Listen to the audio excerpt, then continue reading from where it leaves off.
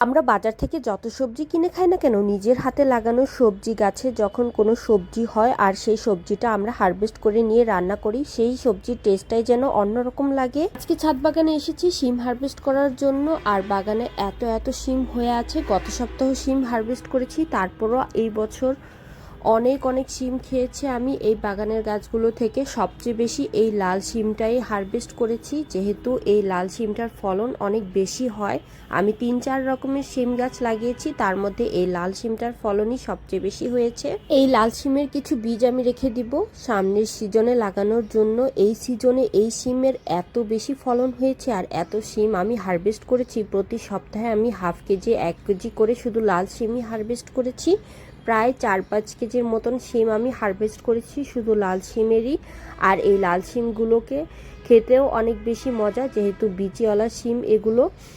আর আজকে কিছু শিম হারভেস্ট করে নিয়ে যাব, শুধু যেই শিমগুলোতে বিচি হয়েছে সেই শিমগুলোই আজকে নিয়ে যাব। 3-4 রকমের শিমের মধ্যে শুধু লাল শিমেই সবচেয়ে বেশি ফলন হয়েছে। আজকে যেহেতু অনেক অনেক শিম হারভেস্ট করব, তাই আম্মুকেও সাথে করে নিয়ে এসেছি। যেহেতু শিম হারভেস্ট করতে অনেক বেশি সময় লাগে, খুঁজে খুঁজে শিমগুলোকে হারভেস্ট করতে হয়, আর একা শিম হারভেস্ট করতে গেলে অনেক বেশি সময় লেগে যায় আর অনেক কষ্টও হয়। তাই ভাবলাম যে আজকে 2-3 জন মিলে আজকে শিম গাছগুলোতে অধিক পরিমাণের ফুল আনানোর জন্য, শিম ধরানোর জন্য আমি প্রতি সপ্তাহে একবার করে কলার খোসার পানিটা দিয়েছি। কলার খোসাতে যেহেতু প্রচুর পরিমাণে পটাশিয়াম রয়েছে আর এটা গাছে ফুল ফল আনতে সাহায্য করে, তাই প্রতি সপ্তাহে আমি একবার করে কলার খোসার পানিটা ভিজিয়ে দিয়েছি গাছের গোড়াতে।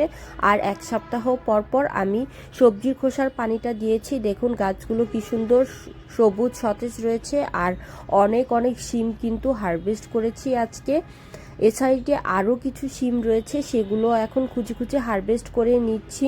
আমরা যখন কোনো গাছ লাগাবো তখন সেই গাছের ফলনটা একমাত্র গাছের পরিচর্যার উপর নির্ভর করে। আমরা যত বেশি পরিচর্যা করতে পারবো, গাছে যত বেশি খাবার দিতে পারবো এবং গাছ যত বেশি খাবার গ্রহণ করতে পারবে, গাছের ফলনটাও কিন্তু তত বেশি হবে।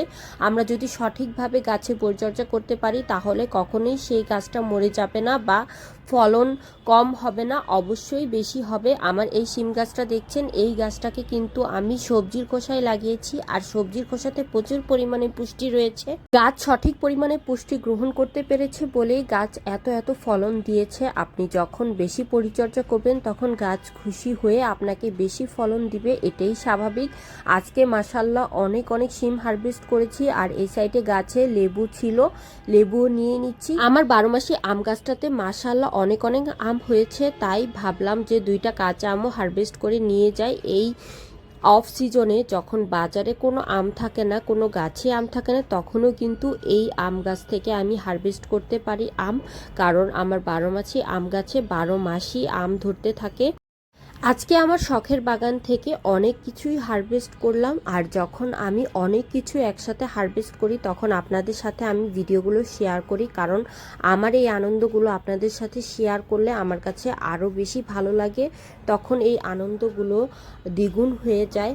আর এই সাইডে আরও একটি লেবু ছিল, সেটাও হারভেস্ট করে নিচ্ছি। আমার ভিডিওটা ভালো লাগলে অবশ্যই একটি শেয়ার করে দিবেন।